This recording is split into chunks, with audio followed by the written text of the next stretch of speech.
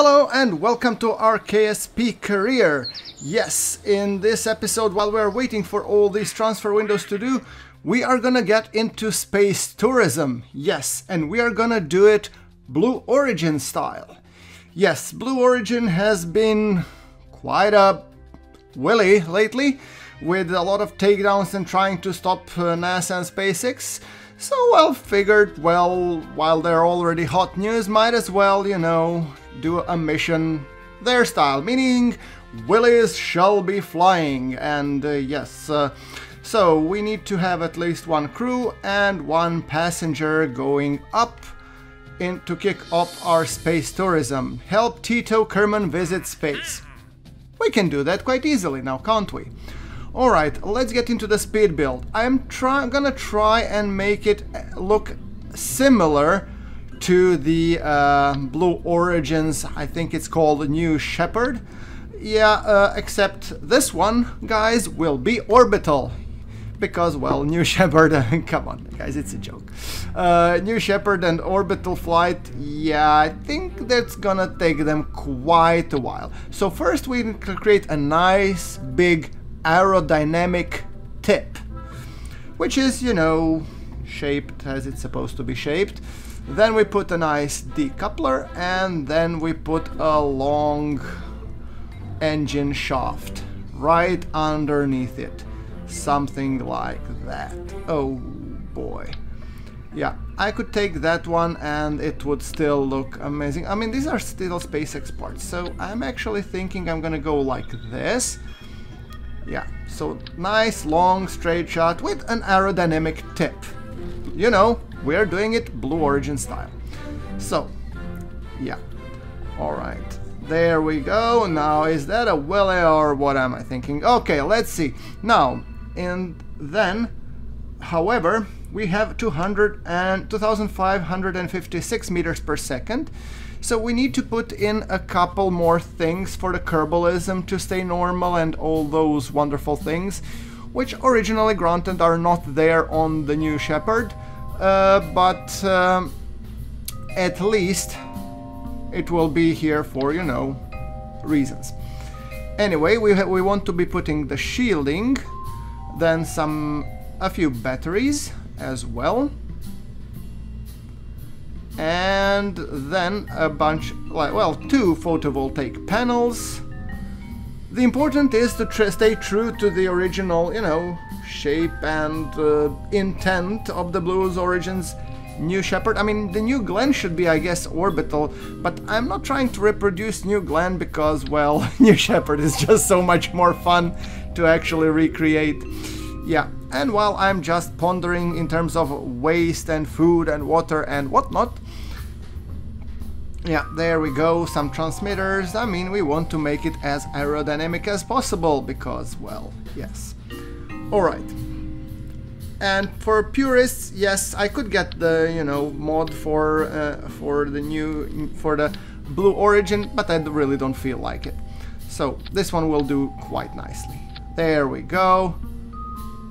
Alright, just trying to put a small one so that they don't intrude with the regular, you know, design of the vehicle. And guys, to differ from the New Shepard, I'm gonna improve it. I'm gonna make it orbit capable. Now, look at those 2 side boosters. Now we're talking. But we are still staying true to the original, you know, idea and shape of the New Shepard. Yes. So, we're gonna call it Direct Interorbital Lander Delta 1. Yes. So, Direct Interplanetary Lander Delta 1 Mark 1. Yeah. The shortcut is apparent for everybody, and I'm pretty sure, I mean, the naming convention would still be, you know, upheld. Yeah, oh no, that looks like a too long of it. Yeah. Nope. I think so. Thrust limiter, there we go. Alright. So, let's see. I mean, pilot-wise, we need to check out if we have somebody like who will be riding this beautiful rocket all the way up. We need Tito Kerman as a passenger, and Stefan Kruchinkin? Nah. Come on, girl. Catherine, yeah, you will be riding this nice long rocket up into the orbit and taking Tito Kerman aboard this, yeah, let's call it spacecraft. Now, are we ready?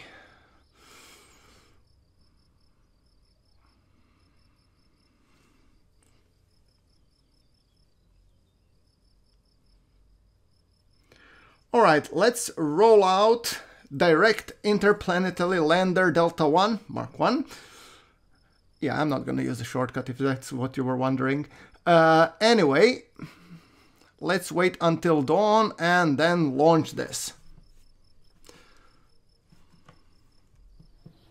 There we go. It's a beautiful morning. And look at it fly. Is that a Johnson or what? Jeez. Yeah, come on. Uh-oh. Long, straight, and slightly to the left. Sorry, in this case it's to the right. Yeah, well, as it's pretty obvious, I mean, we don't have the stabilizers because we really want to be as true to the original mission as Blue Origin wants it. So, yeah. Anyway. Catherine and Tito, how's the Willy doing? Is it going straight and upwards? Thrusting over the atmosphere ever so gently, making sure it circularizes all the way up. Up, up and above. So yeah, pretty sure we are reducing the thrust now, so it's thrusting only gently, and okay, we are around 77 km/h or apoapsis, sorry. After which we will be circularizing, yes. So, ever since original, you know, mission of the Blue Origin, where Bezos and his cronies went up in the giant, yeah. I don't know what to call it. Sausage? Willy? Johnson? Whatever. I mean, they have been really dicks about going and doing stuff regarding SpaceX, but yeah, what can you do? People tend to be that from time to time, and there's really nothing special that you can do about it. So, we will start our burn in 5, 4, 3, 2, 1, and burn. So this is basically a mission of recreation of what their orbit-capable rocket should look like, an orbit-capable tourism. So, Catherine, yeah, are we ready to actually circularize? I think we should have just enough to get that tip into the orbit. Right. Tito shall be very happy. Yeah. There we go. And ladies and gentlemen, this Willy has gone orbital. Wonderful. Amazing. Sorry, I'm sorry. Yeah, it's direct interplanetary lander Delta 1. Yeah. Right, extending the solar panels, and we should be able to complete that contract. So in order to complete the contract, we need to be 4 hours in orbit, after which we will perform a control re-entry where the Willy, well, tip of it, will be returning safely to atmosphere. As it gently touches somewhere, well, hopefully bringing joy to everybody in terms of new science, money, contracts, and reputation. Yes. Now, that being said, all right, there we go, pointing downwards, and well, maybe you should switch to the orbital cam, then it should look much nicer. So anyway, yeah, orbital cam, see, that's actually feels way more natural. Right, 6 minutes and 20 seconds, after which we will be burning. So,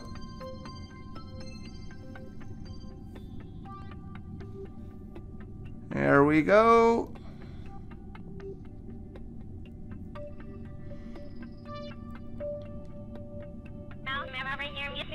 Hitting the time accelerators ever so slightly.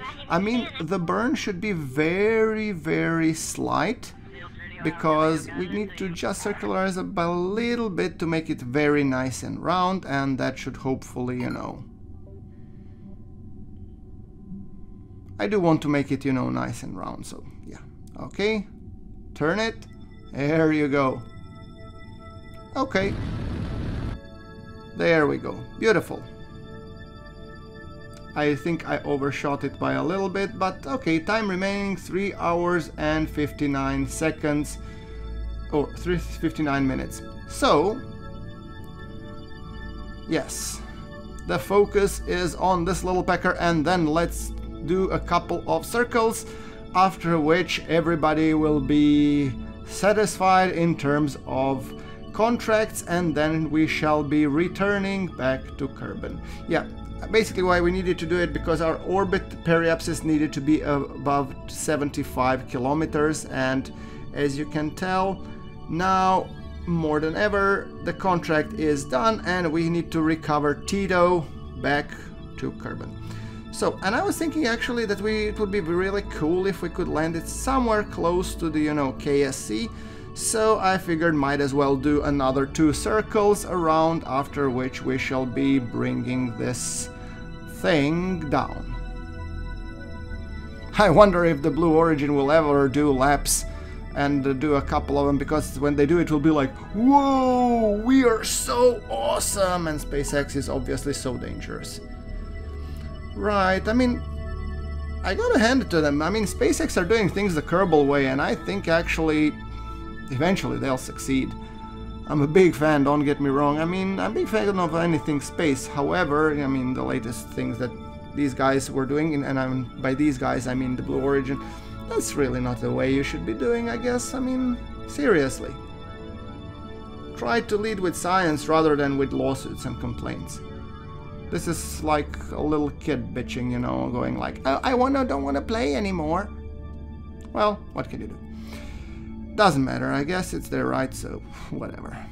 Right, now, we need to do a small orbit burn just to deorbit things. Yes, we will do it. Come on. There we go.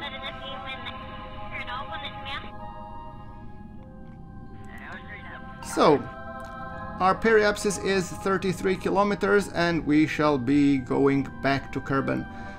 Flying ever so gently over the KSC, saying hi to the friends and family. We are returning back. Yes, we are true astronauts.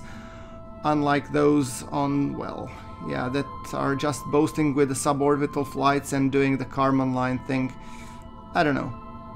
Apparently, if you go over 80 kilometers, you can call yourself an astronaut, regardless of the fact that you have not been to orbit. Yeah, I don't know. Anyway.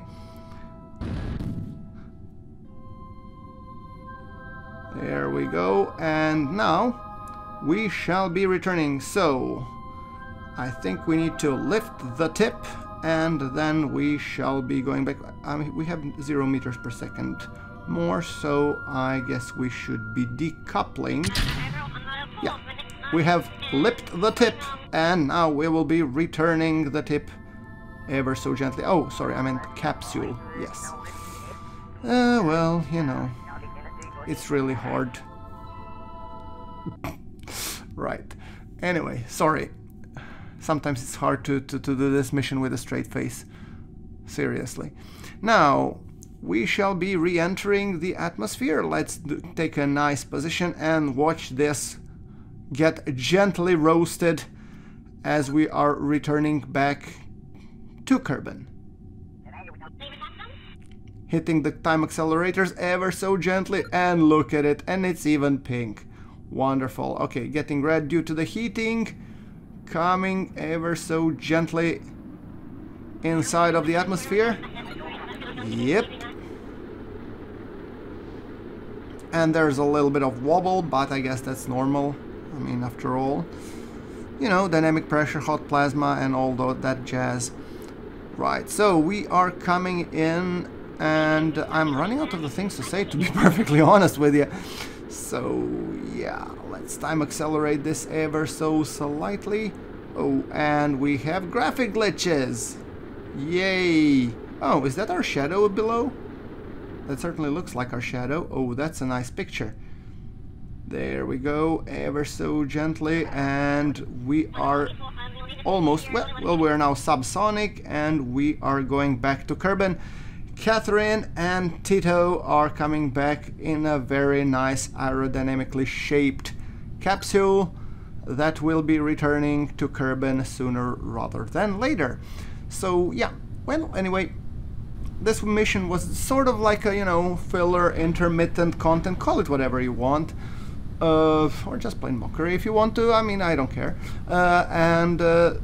We will be returning back, and hopefully in the coming episodes we will deal with a little bit slightly more, you know, serious stuff in terms of launching satellites and preparing for interplanetary flights as they come. Oh, that was nice braking, but I couldn't fire my retro thrusters for some reason, I don't know why. Anyway, let's recover this bad boy and let's see how much science we got. So we have gotten 0 science, although we got a little bit science from that. However, we got some cash and some reputation, and we've learned how to please tourists. Yes, look at Catherine, she got G-Force, oh, I was thinking it was G-string ribbon, sorry, G-Force ribbon and everything. Alright, that being said, we just need to go and, completed the vessel, stages, and world first milestones, ocean depth record of 10 meters, and kick off space tourism, contract complete. Well, guys, that wraps it up for this episode. I'm gonna use just this cash to upgrade our launch pad, because the vessel size and weight will need to be bigger for the interplanetary missions.